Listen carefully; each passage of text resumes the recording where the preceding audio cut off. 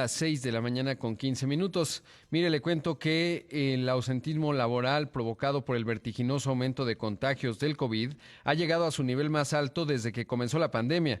Estadísticas del Instituto Mexicano del Seguro Social indican que del 10 al 24 de enero se otorgaron 171,000 autorizaciones de permiso COVID a través de la aplicación IMSS Digital o en línea a los trabajadores con síntomas respiratorios.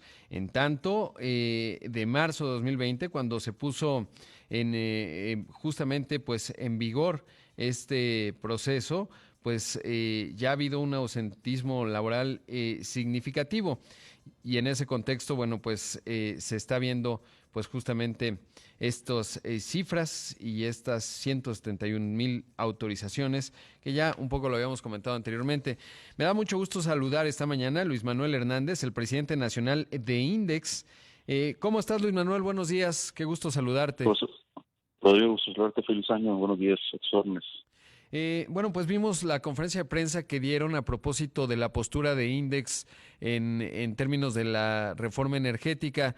Por favor, cuéntanos cuál es la visión que tienen ustedes con respecto a ello.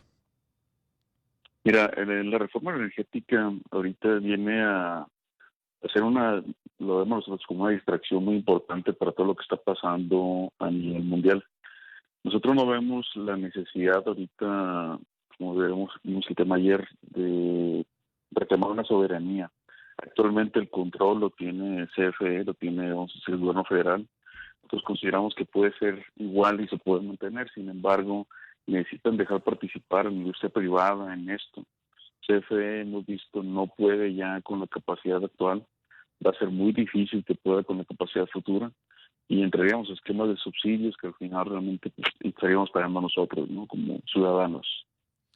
Y en ese sentido, Luis Manuel, ustedes hablaban de una cifra bueno, no de una cifra, pero más bien de que se está inhibiendo la inversión porque evidentemente, pues México, lo hemos conversado desde el año pasado, vive un Sí. momento interesante, sobre todo porque hay una reorientación de las cadenas de suministro, el famoso nearshoring, empresas de Asia que están llegando a nuestro país y en ese contexto, ¿tienen visibilizado cuál es el impacto que esto genera en términos de la inversión que no ha llegado, que ha sido inhibida por pues esta discusión que está planteada ahí en el Congreso?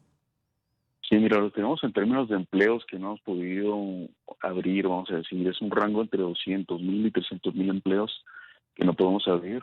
La situación ahorita es de que tienes estados donde llega el inversionista y dice, sabes que sí tengo la nave, pero no tengo la energía, sí, no tengo la conexión que debo de tener. Entonces, ¿qué es lo que va pasando? Ejemplos muy concretos en estados como Chihuahua, California, Querétaro, donde tienes la operación, pudieras emplear a 2,000 personas, estás empleando 200 personas. ¿Por qué? Porque estás generando energía con diésel y de acuerdo a tu programa de emisiones internacional no puedes utilizar más diésel. ¿Por qué? Por la huella de carbono en el país, ¿no? Eso sería entre 200 y 300,000 empleos que no hemos podido dar. ¿Cómo sienten el proceso de Parlamento abierto?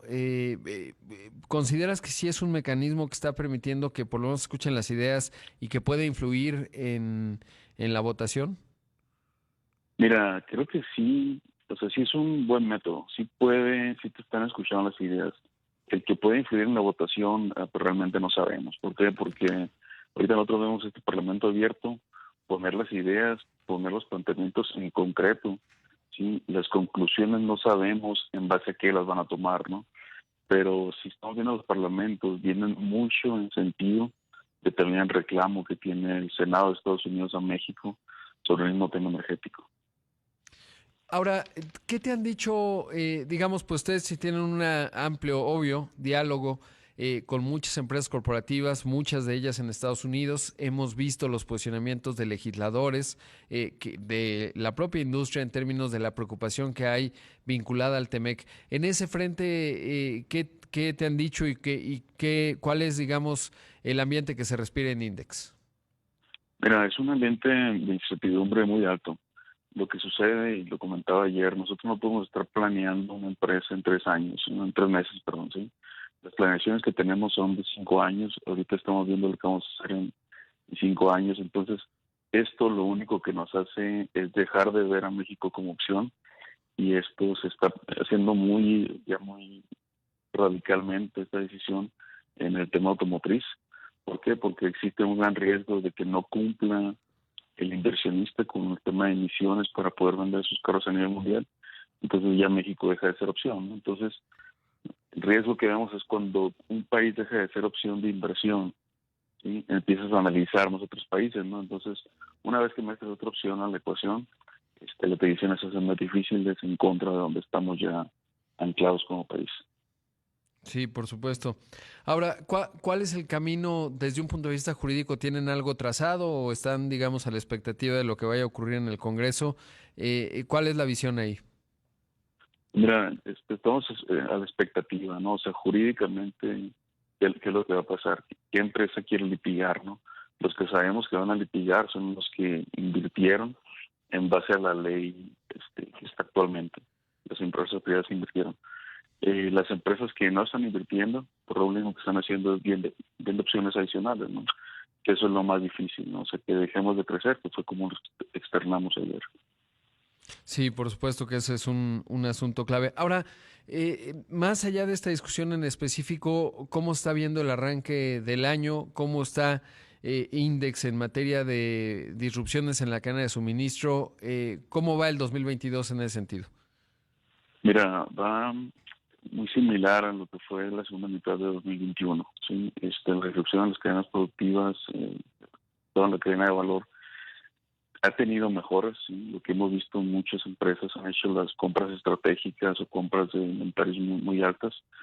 Va un poco mejor, se ha generado más empleo, hemos generado cerca de 30,000 empleos adicionales comparados con el año pasado. Pero ahorita la parte de la expectativa que tenemos es crecer un 3% como mínimo este año, y tratar de, bueno, orgánicamente desarrollar un poco más en la base que tenemos en México. Y en términos de inflación, ¿la están sintiendo en la estructura de costos? O sea, es decir, esto ya le apretó a ustedes los márgenes de operación por un lado y lo están repercutiendo en precios finales. ¿Cuál es ahí la temperatura? Mira, sí estamos sintiendo ya el impacto inflacionario, el impacto del incremento del salario mínimo, ¿sí? El tema que tenemos, Rodrigo, es el mercado es el que define el precio, ¿no? Y el mercado ahorita no ha aceptado que le estés transfiriendo el costo. Entonces, en algunas empresas sí, muy concreto, pero en algunas otras no. Entonces, lo que sucede ahí es a tender a hacer automatización y tender a, vamos a decir, a buscar reducciones de costos dentro de la estructura que tienes, digamos, en las cuatro paredes de la empresa, ¿no? Ahora, lo que he conversado con algunos es que en la zona de la frontera norte sí está llegando inversión, sobre todo vinculado a esto que mencionábamos del Nearshore. Geográficamente, ¿cómo se está desplegando la inversión para Index? Mira, geográficamente la frontera es lo que está llegando más inversión. Ujú. Tú estás comentando los estados de Chihuahua, Monterrey, Tamaulipas, Baja California, Sonora, son los que hemos visto que están recibiendo más visitas. Hay mucho dinamismo. Ahorita lo que tenemos que apoyar a través de Index es a los secretarios de Desarrollo Económico para empezar a externar un poco más la necesidad real que hay ahí y no dejar pasar esta nearshoring, la lightshoring que comentabas, porque eventualmente Estados Unidos va a necesitar un poco más de flujo por el tema inflacionario que van a tener, y los que podemos surtir esa demanda vamos a ser nosotros. Por supuesto. Pues Luis Manuel, te agradezco mucho como siempre la entrevista. Luis Manuel Hernández, presidente nacional de Index. Y bueno, pues seguimos muy pendientes, por supuesto, de la discusión que está dando en materia energética. Particularmente, bueno, pues ustedes ya plantearon justamente las preocupaciones al respecto. Muchísimas gracias. Gracias, Rodrigo. Buen día, saludos. Buen día. Pues ahí escuchamos al presidente nacional de Index a propósito de esta discusión de la reforma energética.